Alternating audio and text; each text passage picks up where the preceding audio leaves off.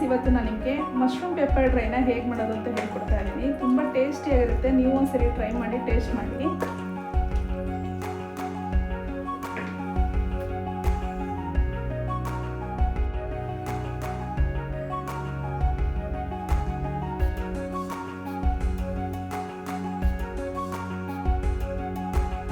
First ಒಂದು ಬಾಣಲಿನ ಬಿಸಿಗೆ ಇಟ್ಕೊಂಡಿದ್ದೀನಿ. ಬಾಣಲಿ ಬಿಸಿ ಆಗಬೇಕು. ಒಂದು ಸೌಟಷ್ಟು ಎಣ್ಣೆ ಹಾಕೋತಾ ಇದ್ದೀನಿ. ನಾನಿಲ್ಲಿ ಸನ್ಫ್ಲವರ್ ಆಯಿಲ್ ತೊಗೊಂಡಿದ್ದೀನಿ. ಎಣ್ಣೆ ಬಿಸಿ ಆಗಬೇಕು. ನಾನಿಲ್ಲಿ ಒಂದು 5 ನಾಟಿ ಬೆಳ್ಳುಳ್ಳಿ ತೊಗೊಂಡು ಜಜ್ಜಿಟ್ಕೊಂಡಿದ್ದೀನಿ. ಸ್ವಲ್ಪ ದಪ್ಪಕ್ಕೆ ಜಜ್ಜಿಟ್ಕೊಂಡಿದ್ದೀನಿ. ಜಜ್ಕೋಬೇಕು, ರುಬ್ಕೋಬಾರ್ದು. ಇವಾಗ ಕಾದಿರೋ ಎಣ್ಣೆಗೆ ಹಾಕ್ತಾ ಇದ್ದೀನಿ. ಸ್ವಲ್ಪ ಫ್ರೈ ಮಾಡ್ಕೋಬೇಕು. ಫಸ್ಟ್ ಬೆಳ್ಳುಳ್ಳಿ ಹಾಕೊಂಡೆ ಫ್ರೈ ಮಾಡಬೇಕು. ಒಳ್ಳೆ ಘಮ ಬರುತ್ತೆ, ತುಂಬ ಚೆನ್ನಾಗಿರುತ್ತೆ.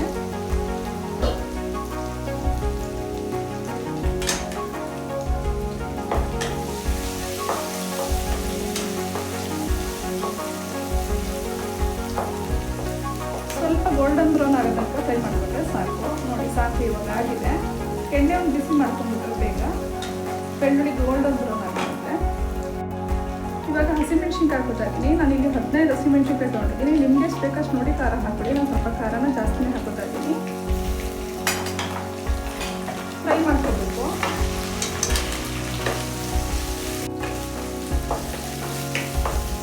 ಹಸಿಮೆಣ್ಸಿನ್ಕಾಯಿನ ಎಣ್ಣೆನಲ್ಲಿ ಫ್ರೈ ಮಾಡೋದ್ರಿಂದ ಹಾಗೆ ಕೂಡ ತಿನ್ಬೋದು, ತುಂಬ ಚೆನ್ನಾಗಿರುತ್ತೆ. ಫಸ್ಟ್ ಎಣ್ಣೆನಲ್ಲಿ ಫ್ರೈ ಮಾಡ್ಕೊಂಡ್ರೆ ತುಂಬ ಚೆನ್ನಾಗಿರುತ್ತೆ ತಿನ್ನೋದಕ್ಕೆ. ಖಾರನ ಸ್ವಲ್ಪ ಜಾಸ್ತಿನೇ ಹಾಕ್ಕೊಂಡಿದ್ದೀನಿ. ನಿಮ್ಗೆ ಎಷ್ಟು ಬೇಕೋ ಅಷ್ಟು ನೋಡಿ ಹಾಕೊಳ್ಳಿ. ಇವಾಗ ಈರುಳ್ಳಿ ಹಾಕೋತಾ ಇದ್ದೀನಿ. ನಾನಿಲ್ಲಿ ಒಂದು 2 ದಪ್ಪ ಸೈಜಲ್ಲಿ ಈರುಳ್ಳಿ ತೊಗೊಂಡು ತೆಳು ಹೆಚ್ಚಿಟ್ಕೊಂಡಿದ್ದೀನಿ. ಇದನ್ನು ಕೂಡ ಹಾಕೋಬೇಕು.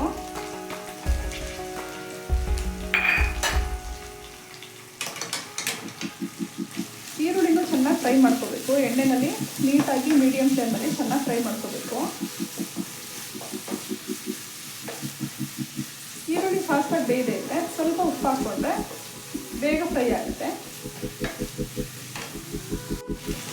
ಕೈ ಬಿಡದೇನೆ ತಿರುಗಿಸ್ಕೊತಾ ಇರಬೇಕು. ನೀಟಾಗಿ ಫ್ರೈ ಆಗುತ್ತೆ. ಬೆಳ್ಳುಳ್ಳಿ ಪರಿಮಳ ತುಂಬ ಚೆನ್ನಾಗಿರುತ್ತೆ. ಎಣ್ಣೆನಲ್ಲಿ ಫ್ರೈ ಮಾಡೋದ್ರಿಂದ ಒಳ್ಳೆ ಟೇಸ್ಟು ಕೂಡ ಕೊಡುತ್ತೆ. ಇದು ಬೇಳೆ ಸಾಂಬಾರು ಜೊತೆಗೆ, ತಿಳಿ ಸಾಂಬಾರು ಜೊತೆಗೆ ಸೈಡ್ ಡಿಶ್ ಆಗಿ ತುಂಬ ಚೆನ್ನಾಗಿರುತ್ತೆ. ಹಾಗೆ ಹಸಿ ಕರಿಬೇವು ಹಾಕೋತಾ ಇದ್ದೀನಿ. ಹಸಿ ಕರಿಬೇವು ಹಾಕೊಳ್ಳೋದ್ರಿಂದ ತುಂಬ ಚೆನ್ನಾಗಿರುತ್ತೆ, ಒಳ್ಳೆ ಟೇಸ್ಟ್ ಬರುತ್ತೆ. ಕಣ್ಣಿಗೂ ಕೂಡ ತುಂಬ ಒಳ್ಳೆಯದು. ಹಸಿ ಕರಿಬೇವು ಹಾಕೋಬೇಕು. ಫ್ರೆಶ್ ಆಗಿರೋದು ಹಾಕೊಂಡ್ರೆ ತುಂಬ ಚೆನ್ನಾಗಿರುತ್ತೆ. ಇದನ್ನು ಕೂಡ ನೀಟಾಗಿ ಮಿಕ್ಸ್ ಮಾಡ್ಕೋಬೇಕು.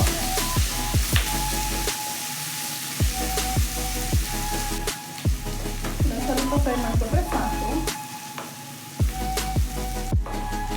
ಇಷ್ಟು ಫ್ರೈ ಮಾಡಿಕೊಂಡ್ರೆ ನೋಡಿ ನೀಟಾಗಿ ಫ್ರೈ ಆಗಿದೆ.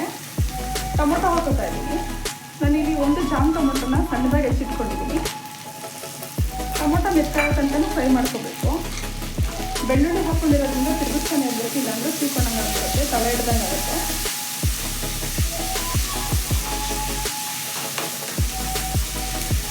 ಸಾಕು ಇಷ್ಟು ಫ್ರೈ ಮಾಡಿಕೊಂಡ್ರೆ ಇವಾಗ ಅರಶಿನ ಪುಡಿ ಹಾಕೋತಾ ಇದ್ದೀನಿ. ನಾನಿಲ್ಲಿ 1/4 ಸ್ಪೂನ್ ಅಷ್ಟು ಹಾಕೋತಾ ಇದ್ದೀನಿ. 6 ಸ್ಪೂನಲ್ಲಿ ಹಾಕೊಂಡ್ರೆ ಸಾಕು.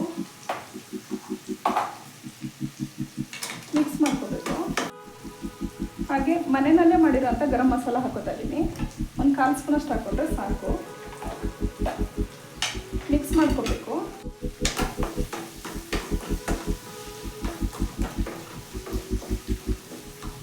ಟೊಮೊಟೊ ನೀಟಾಗಿ ಮೆತ್ತಗಾಗಿದೆ. ಸಾಕು ಇಷ್ಟು ಫ್ರೈ ಮಾಡ್ಕೊಂಡ್ರೆ ಇವಾಗ ಮೆಣಸು ಪೌಡ್ರ್ ಹಾಕೋತಾ ಇದ್ದೀನಿ. ನಾನಿಲ್ಲಿ 1 ಸ್ಪೂನ್ ಅಷ್ಟು ಮೆಣಸು ತೊಗೊಂಡಿದ್ದೀನಿ. ಖಾರ ನಿಮ್ಗೆ ಎಷ್ಟು ಬೇಕಷ್ಟು ನೋಡಿ ಹಾಕೊಳ್ಳಿ. ಇನ್ನೊಂದು 10 ಸ್ಪೂನ್ ಎಕ್ಸ್ಟ್ರಾ ಹಾಕೋತಾ ಇದ್ದೀನಿ. ಖಾರ ಸ್ವಲ್ಪ ಜಾಸ್ತಿನೇ ಹಾಕೋತಾ ಇದ್ದೀನಿ. ನಿಮ್ಗೆ ಎಷ್ಟು ಬೇಕಷ್ಟು ನೋಡಿ ಹಾಕೊಳ್ಳಿ. ಮಿಕ್ಸ್ ಮಾಡ್ಕೋಬೇಕು.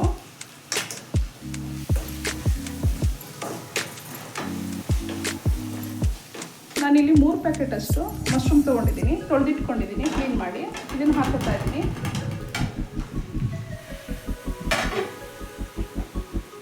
ಫ್ಲೇಮ್ನ ಹೈ ಮಾಡಿಕೊಂಡು ಇವಾಗ ಫ್ರೈ ಮಾಡ್ಕೋಬೇಕು.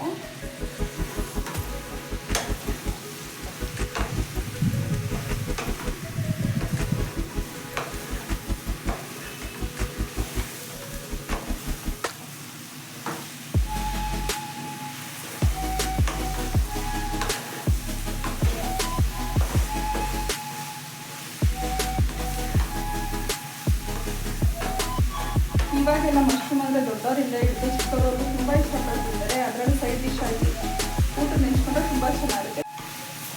ಚಪಾತಿಗೂ ಕೂಡ ತುಂಬ ಚೆನ್ನಾಗಿರುತ್ತೆ. ಚಪಾತಿಗೆ ರೊಟ್ಟಿಗೆಲ್ಲ ಸೈಡ್ ಡಿಶ್ ಆಗಿ ಯೂಸ್ ಮಾಡೋದ್ರಿಂದ ತುಂಬ ಚೆನ್ನಾಗಿರುತ್ತೆ.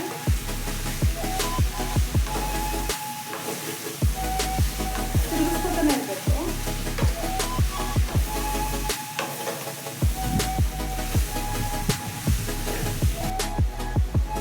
ಇವಾಗ ರುಚಿಗೆ ತಕ್ಕಷ್ಟು ಉಪ್ಪು ಹಾಕೋತಾ ಇದ್ದೀನಿ.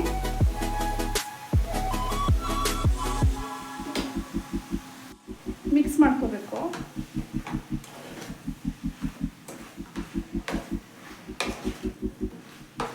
ಮಶ್ರೂಮು ಸ್ವಲ್ಪ ನೀರು ಬಿಟ್ಟಂಗಾಗುತ್ತೆ. ಮಶ್ರೂಮ್ನ ಕಟ್ ಮಾಡಿ ಹಾಕೊಳ್ಳೋದೇನು ಬೇಕಾಗಿಲ್ಲ. ಇದೇ ರೀತಿ ಹಿಡಿ ಥರನೇ ಹಾಕ್ಕೊಂಡ್ರೆ ಇನ್ನೂ ತುಂಬ ಚೆನ್ನಾಗಿರುತ್ತೆ.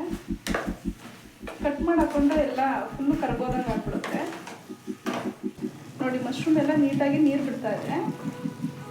ಈ ನೀರೆಲ್ಲ ಕಂಪ್ಲೀಟಾಗಿ ಸುಡಬೇಕು. ಅಲ್ಲಿ ತನಕ ಚೆನ್ನಾಗಿ ಫ್ರೈ ಮಾಡ್ಕೋಬೇಕು.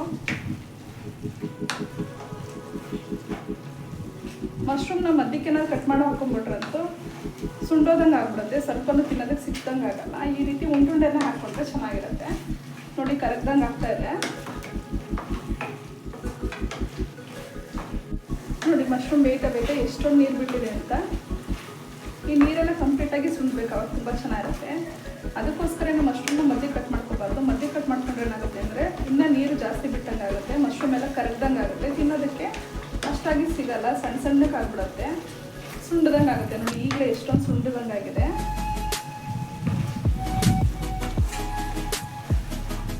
ಗ್ರೇವಿ ಥರ ಇರಬೇಕು ಅಂದರೆ ಸಾಕು. ಇಷ್ಟು ಫ್ರೈ ಮಾಡ್ಕೊಂಡ್ರೆ ಇನ್ನೂ ಸ್ವಲ್ಪ ಡ್ರೈ ಆಗಬೇಕು ಅಂದರೆ ನೀಟಾಗಿ ಚೆನ್ನಾಗಿ ಫ್ರೈ ಮಾಡ್ಕೋಬೇಕು. ಸ್ವಲ್ಪ ಸೋಯಾ ಸಾಸ್ ಹಾಕೋತಾ ಇದ್ದೀನಿ. ಒಂದು ಸ್ಪೂನಷ್ಟು ಹಾಕ್ಕೊಂಡ್ರೆ ಸಾಕು. ಒಳ್ಳೆ ಕಲರ್ ಕೂಡ ಕೊಡುತ್ತೆ ಸೋಯಾ ಸಾಸ್ ಹಾಕೋದ್ರಿಂದ. ನೋಡಿ, ಕಲರ್ ನೋಡಿ ಹೇಗೆ ಡಿಫ್ರೆನ್ಸ್ ಆಯಿತು.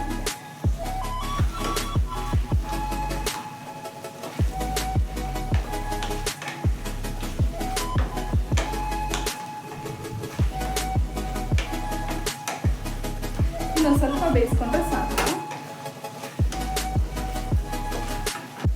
ಕೊತ್ತಂಬರಿ ಸೊಪ್ಪು ಹಾಕೋತಾ ಇದ್ದೀನಿ. ಮಿಕ್ಸ್ ಮಾಡ್ಕೊಬೇಕು. ಅರ್ಧ ನಿಂಬೆಹಣ್ಣು ಹಾಕೋತಾ ಇದ್ದೀನಿ.